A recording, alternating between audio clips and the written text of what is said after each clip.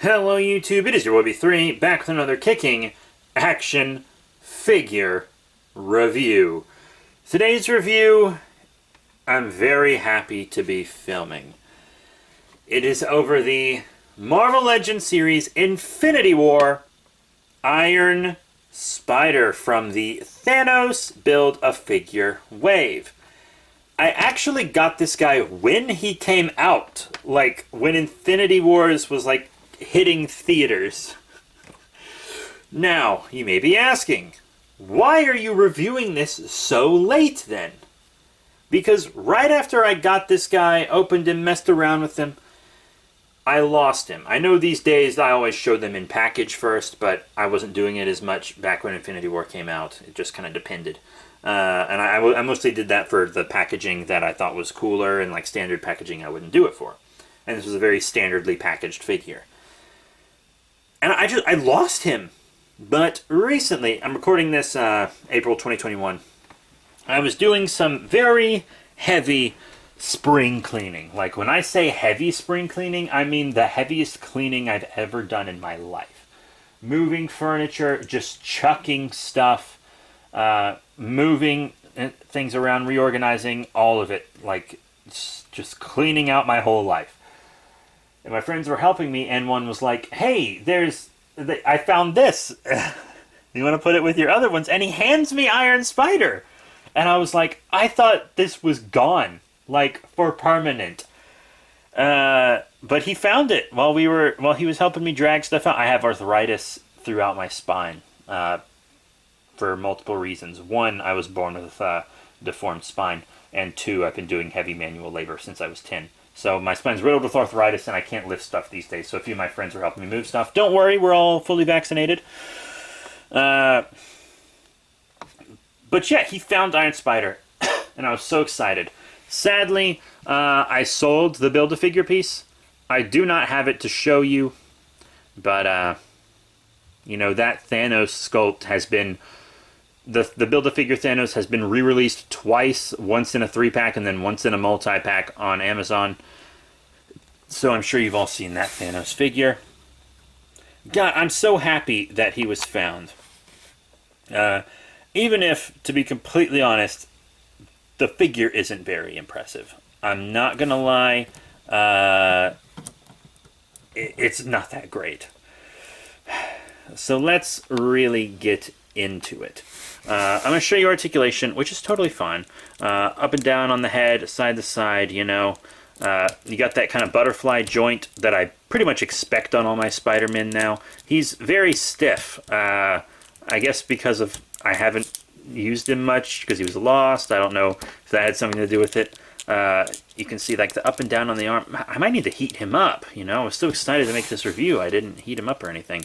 Bicep swivel, double elbow bend, rotation on the wrist, you know. You got forward and back on the wrist.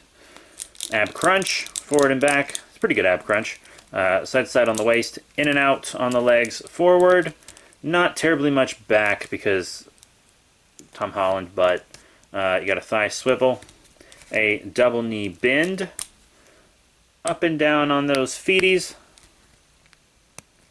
ankle, pivot, and you got some pegals at the bottom of the feet to help you out as well. Mine's a little bow-legged, it was probably like that in packaging. And he didn't really come with anything. I remember that being a letdown. He had like no accessories. He was one of the smaller guys in the wave, and he just came with 2 web shooting hands. And it's like, no accessories for a Spider-Man especially is kind of heresy, because I'm kind of used to Hasbro giving me several hands with each Spider-Man. And with this one, they were just like, screw it. Give him 2 webbing hands and throw them in the packaging. And it's like, 2 webbing hands? If you're not going to give us interchangeable hands, 1 webbing hand, 1 fist hand is probably what you should do. 2 webbing hands?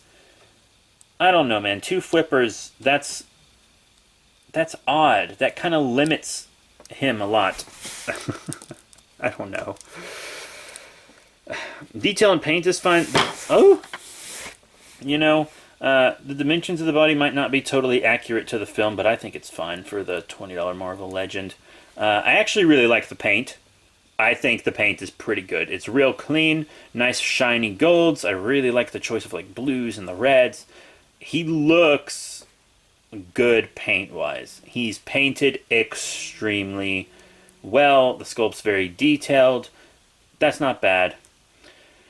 But I also gotta say, I mentioned that he didn't come with any interchangeable hands, but he also doesn't come with the like spider legs that jut out of his back. The Iron Spider's whole aesthetic is defined by those legs. That's what made Iron Spider cool in the comics. Because, let's face it, without the big spider legs coming out of his back, Iron Spider would not have been cool in Civil War. It's just like a red suit with like a gold spider, and that's like basically it. It'd be shit without them. And this is a pretty cool suit, even without the legs, but if you're going to give us an Iron Spider figure, just pro tip to anyone who makes a Iron Spider action figure ever, include the back legs. Include the back legs. Because, holy crap, if you give us an Iron Spider without that, that's already bad enough. But one without accessories at all, what are you doing, Hasbro? So that's that for, the normal stuff. Now let's get into size comparisons. So here's our MCU Iron Spider with a few other Marvel Legends, or a couple other, I suppose. Here on the left we have Peter B. Parker from the Into the Spider-Verse film, another movie Spider-Man, an adult Peter Parker this time. And as, Tom Holland's Peter Parker is a shorter guy, so, I think that works out. And then I also want to show off Ultron here. I haven't used him in a size comparison for a while. Haven't even used him in video for a while at all. But I wanted to show him with another MCU figure, and that was the closest one I had on hand, since I'm doing a big reorganizing of figures and everything. Packing some up, pulling some out of storage, etc. He was in storage, now he's out of storage.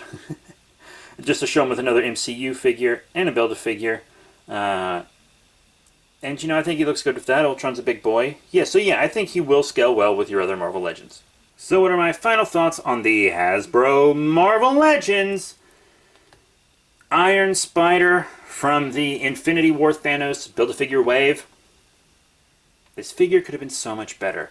I think the detail and paint are pretty good. I really like the paint job, actually. The articulation is pretty normal for a Marvel Legends Spider-Man figure. Exactly what you would expect. There are zero accessories, though, and that is unacceptable for Iron Spider. It just is. Just never, no one, ever, any action figure company, never make an Iron Spider without the mechanical spider legs. That is a slap to the face. If you're going to give us a Spider-Man without interchangeable hands, please do not make both hands flipping hands, because we can't pose him punching and stuff if you do that. Please don't give us two flipping hands and nothing else hand-wise. The accessory game is just insanely non-existent. It's wild. Normally, they give Spider-Man more accessories than other characters in the Marvel Legends line. And for Infinity War, they were like, oh, let's just take our most popular character and just do the least with him.